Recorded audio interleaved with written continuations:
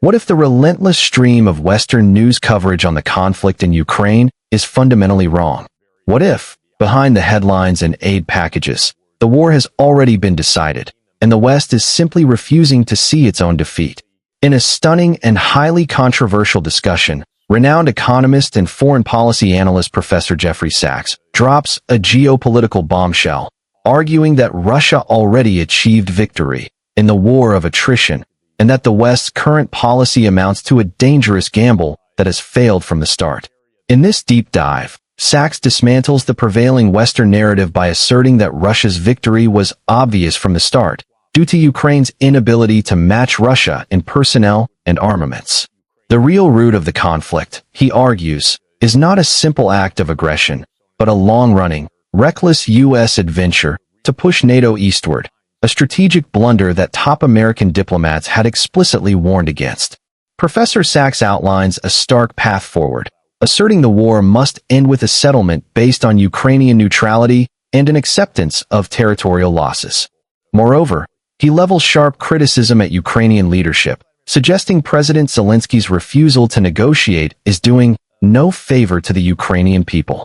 Sachs also warns that even if a sensible peace deal were struck, it would face massive internal resistance from a powerful American military state dressed up with elections, the military-industrial complex, and the CIA, suggesting that the push for endless war runs deeper than any single administration.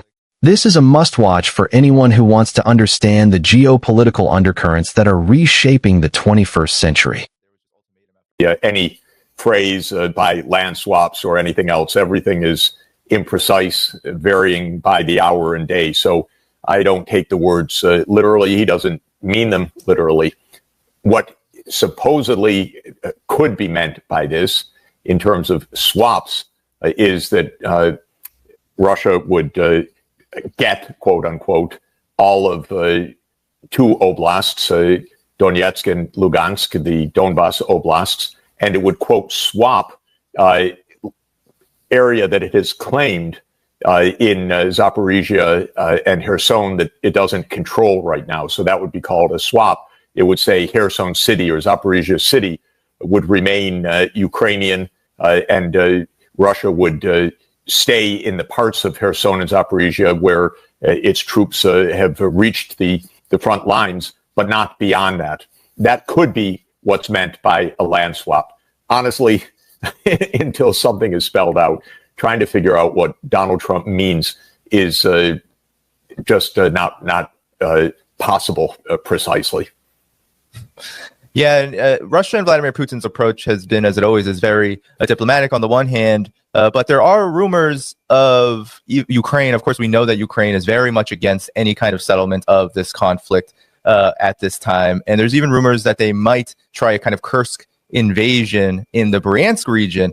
So given that the situation on the battlefield is still very much fluid, what do you make of the current state of the conflict and ultimately how the United States under the Trump administration has addressed it up until this point? Because it wasn't too long ago that there was just ultimatum after ultimatum to Russia. Of course, I'm not a military authority. I'm a consumer of military news and information. My strong impression from very carefully monitoring what is said by a number of sources is that Russia is winning on the battlefield, that Ukraine does not have the personnel to proceed, and it also can't match Russia on many of the munitions and armaments. That makes perfect sense to me.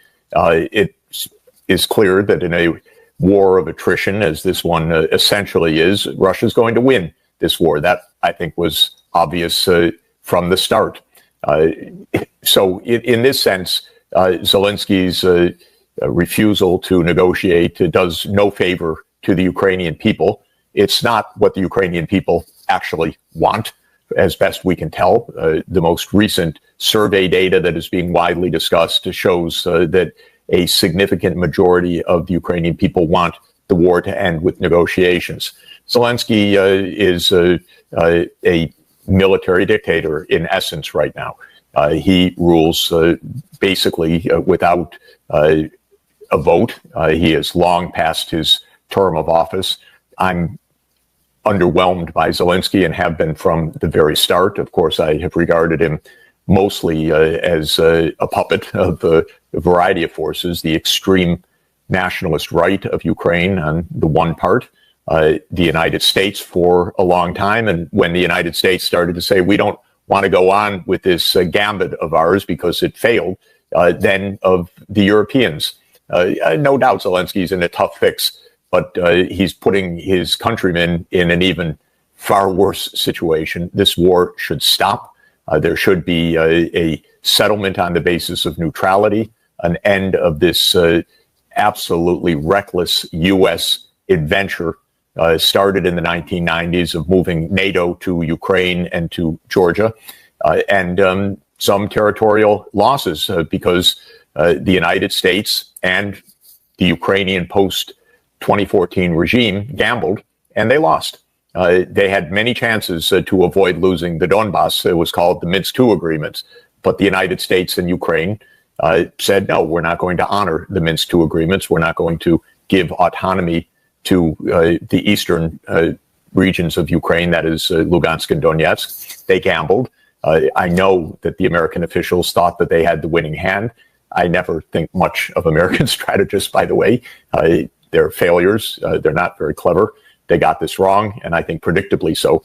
So this is a gamble that's failed.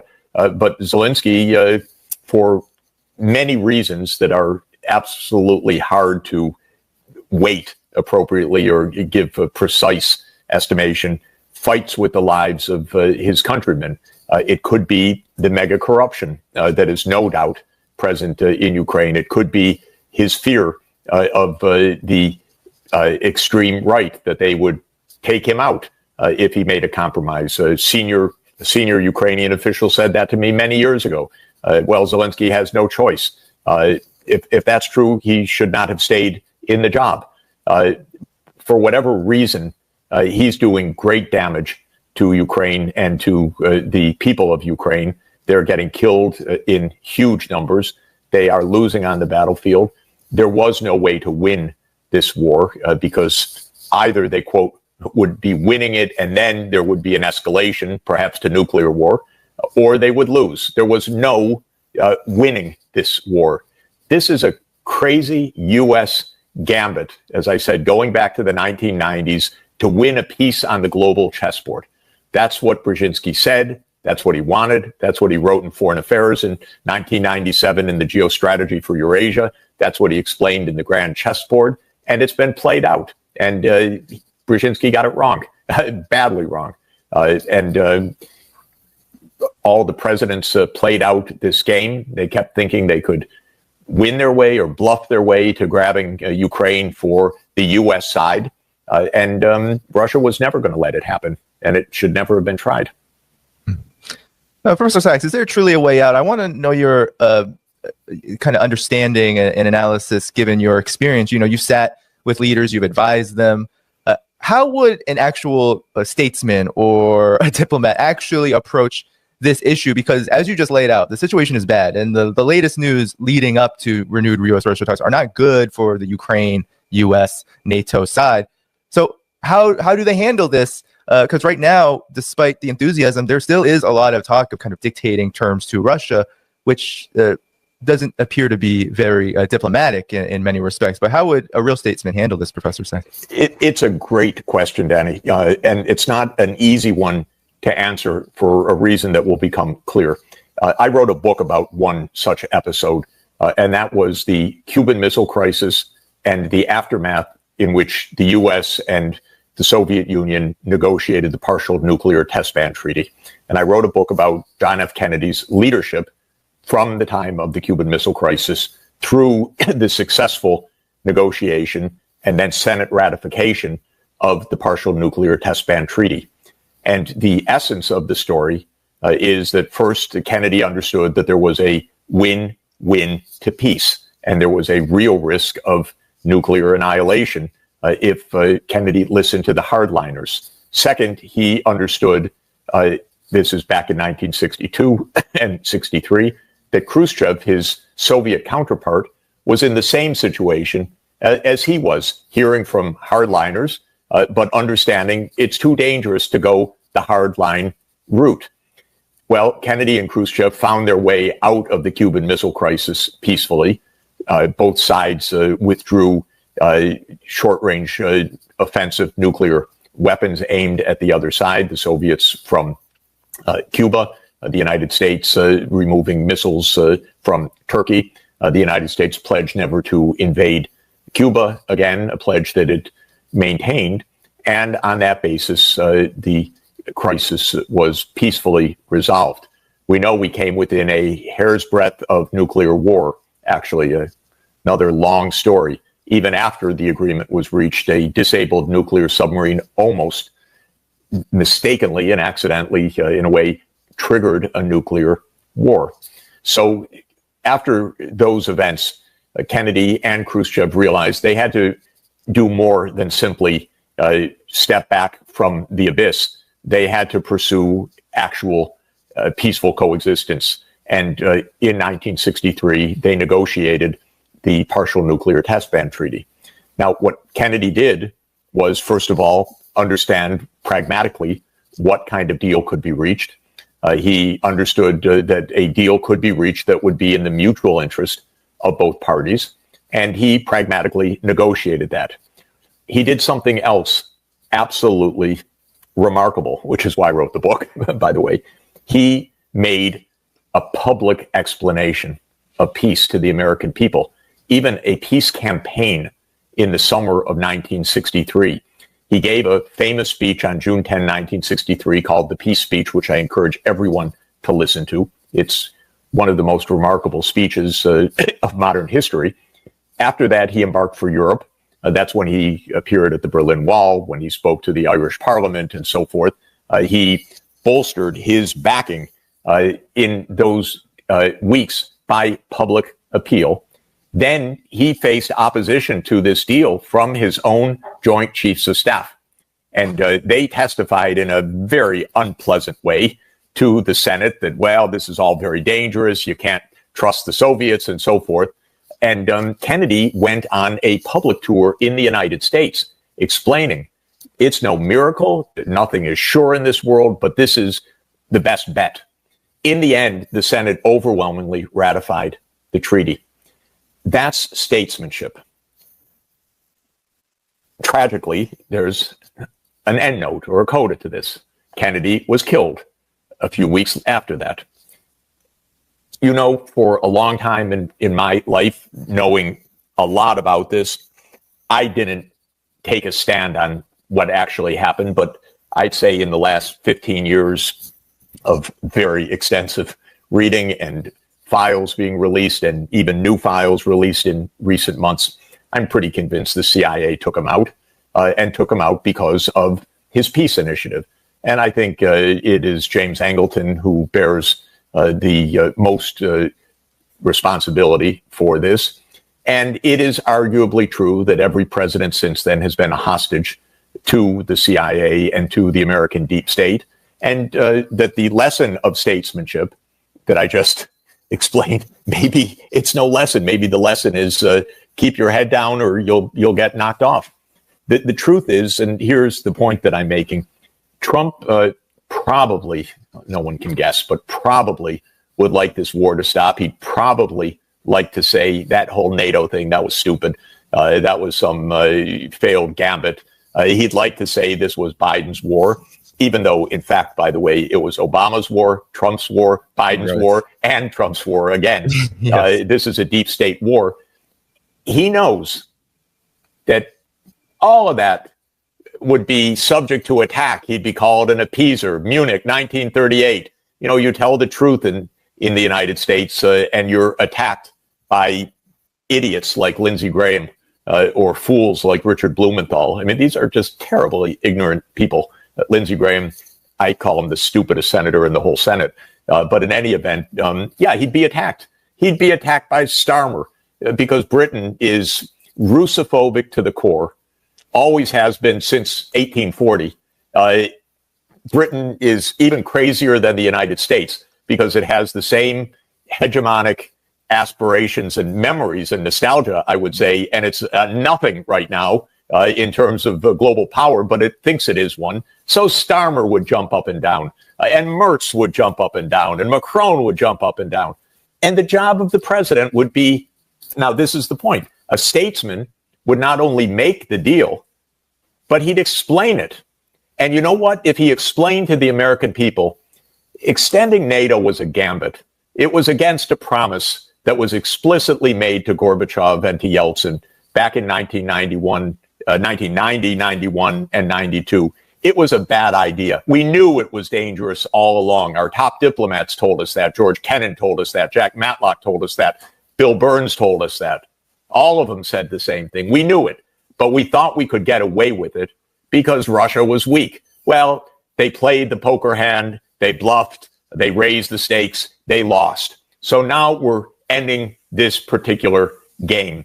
If he explained that, the American people would stand up and cheer because this would be truth. It would make sense to them. He would explain clearly what he's doing, and he would win a battle against an idiot like Lindsey Graham. Not even close. But he doesn't do that. Why? Two reasons. One, maybe three reasons. One, he's incompetent. That's a pretty good guess. Kennedy was not incompetent. Kennedy was gifted and became even more gifted in the final year of his life. Second, he's afraid that he's politically cowardly. Or third, quite possibly, and it's part of the incompetence, perhaps he doesn't understand what real politics is. Real politics is not true social messages or threats to others. It's actually, in a country like the United States, it's actually engaging with the people. It is. It sounds naive, but it's true. If he wants to win this fight against Lindsey Graham and against Palantir and against the military-industrial complex and against the CIA, he has to take the case to the people. And if he did, he'd win. Subject to that last footnote that I mentioned earlier. Maybe he's just afraid. Maybe that's why it's so hard to make peace, because we are not really a democracy in the United States. We're not really a republic. We're really a military state dressed up with elections. But if the presidents don't have the guts to make peace, then what we are really is a garrison state. We're just what Dwight Eisenhower said we would be when Dwight Eisenhower gave his farewell message on January 17th, 1961. The military-industrial complex runs our country. That's the real issue here. Now, how much Trump understands, how much he doesn't understand, who knows? But if he wants to win this thing, he has to make an agreement with Putin, but he has to explain it to the American people, not prevaricate, not cut the corners, not make a threat like he always does to show what a tough guy he is, but explain this was an idea that really went sour. A typical U.S. CIA idea, a deep state idea. It goes back to the 1990s. It goes back to 1992, in fact, and it was the beginning implementation of it was 1994. So this is Clinton, Bush Jr., Obama, Trump 1, Biden, and Trump 2. This is not any particular president. This is a long-term policy of the U.S. that has gone terribly awry. Yeah, and you mentioned earlier this grand chessboard that Brzezinski outlined, and the Trump administration, as it finds itself very much mired still in the Ukraine conflict, it's also made moves. I know you've traveled to India recently. I know you've traveled to China recently. And while Trump is extending the tariff pause, or the, escalated tariff pause for another 90 days on China, he has caught a lot of flack for escalating secondary tariffs, as he's calling them, on India. And all of this revolves around the Ukraine conflict, at least in terms of how the Trump administration is outlining it. But there's this larger development happening in the world, Professor Sachs, that this Ukraine conflict falls under. Could you talk about the changing world and how this is influencing and maybe pressuring this military-industrial complex, this military state that runs the U.S. to keep chugging along in this lost war in Ukraine?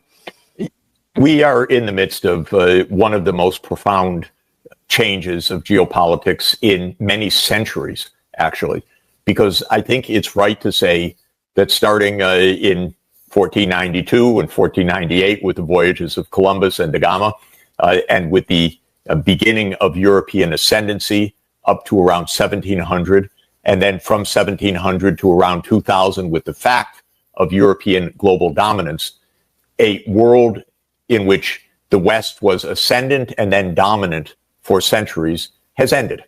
It ended around the year 2000.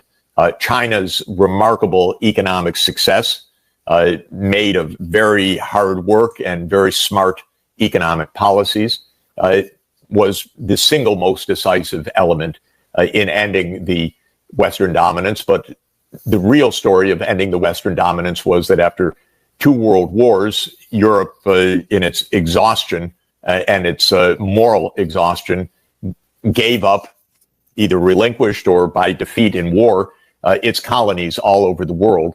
And with independence of these countries came at least the beginnings of economic development, and especially of mass literacy, the spread of science and technology. And China became the poster child of rapid economic development on this basis from 1980 onward. Now, all of that means that we're in a multipolar world now.